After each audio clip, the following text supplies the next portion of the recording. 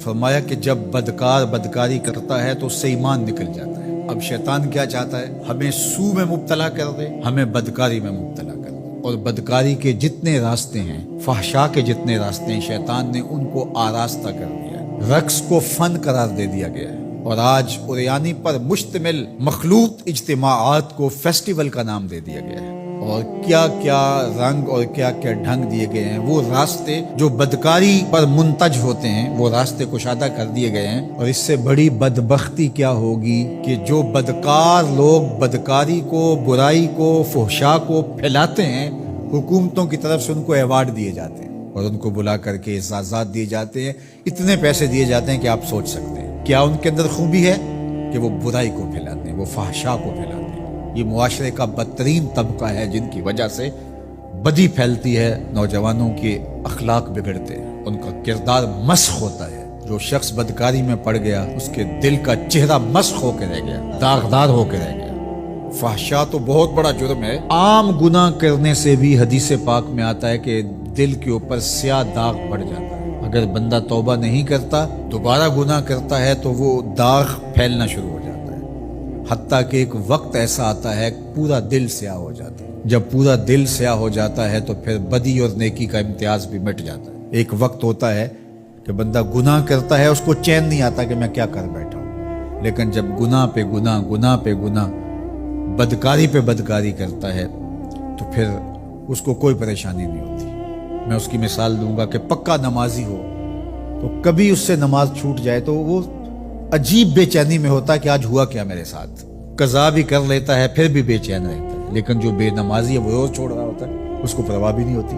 اگر کوئی شریف آدمی کسی کو ظلمن تھپڑ مار بیٹھے تو اتنی تکلیف اس کو نہیں ہوتی جتنی اس کو ہو رہی ہوتی ہے۔ دعا کرو کہ یہ دل دل ہی رہے، دل مصفہ رہے، دل مزکہ رہے، دل ستھرا رہے، دل پاکیزہ رہے۔ جتنی کوشش ہم اپنے چہرے کو، اپنے بدن کو، اپنے ظاہر کو سنوارنے کی کرتے ہیں، اس سے کہیں بڑھ کر اپنے دل کو سنوارنے کی کریں۔ باہو علیہ رحمٰن نے کہا تھا، دل کالے نالوں منہ کالا چنگا، جے کو یہ رمز پچھانے۔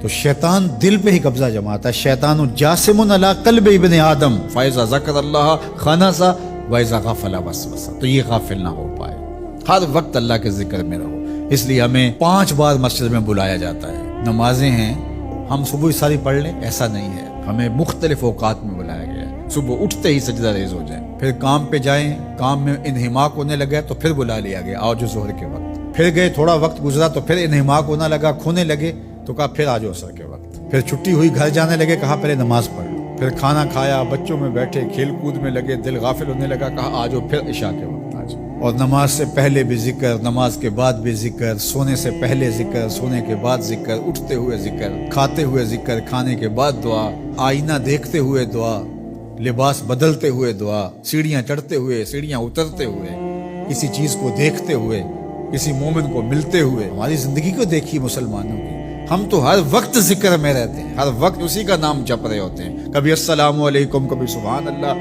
کبھی ماشاء اللہ، کبھی الحمدللہ، کبھی لا الہ الا اللہ، کبھی لا حول ولا قوت الا باللہ، کبھی اللہ اکبر، کبھی نماز، کبھی سجدہ، کبھی رکوع، کبھی قیام۔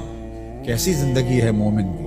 اور 8 دن کے بعد تفصیلی روشنی کے لیے ہم مسجدوں کے اندر حاضر ہوتے ہیں، اس میں خطبہ سنتے ہیں، اس میں گفتگو سنتے ہیں، بیٹھتے ہیں، ذکر فکر کرتے ہیں۔ اور پھر ماہ سیام آ جاتا ہے تو پوری ٹیوننگ ہو جاتی ہے پورے جسم کی۔ اور پھر کہا چلو ہر سال نہیں تو زندگی میں ایک بار حج پہ بھی چلے جاؤ، اور تم ایسے پلٹ کے آؤ گے جیسے ماں کے بطن سے ابھی پیدا ہوئے ہو، سارے گناہ مٹ جائیں گے، تم ستھرے ہو کے وہاں سے آؤ گے۔ تو مومن پاکیزہ دل ہوتا ہے، فحشا سے، سو سے، برائیوں سے۔ آج نہ ہماری نگاہیں پاک، نہ کان پاک، نہ خیال پاک، نہ سوچے پاک، سب کچھ آوارگی میں آ گئی۔ اس لیے ہمارا رب کیا چاہتا ہے کہ ہم نیک ہوں، صالح ہوں، پاکیزہ ہوں۔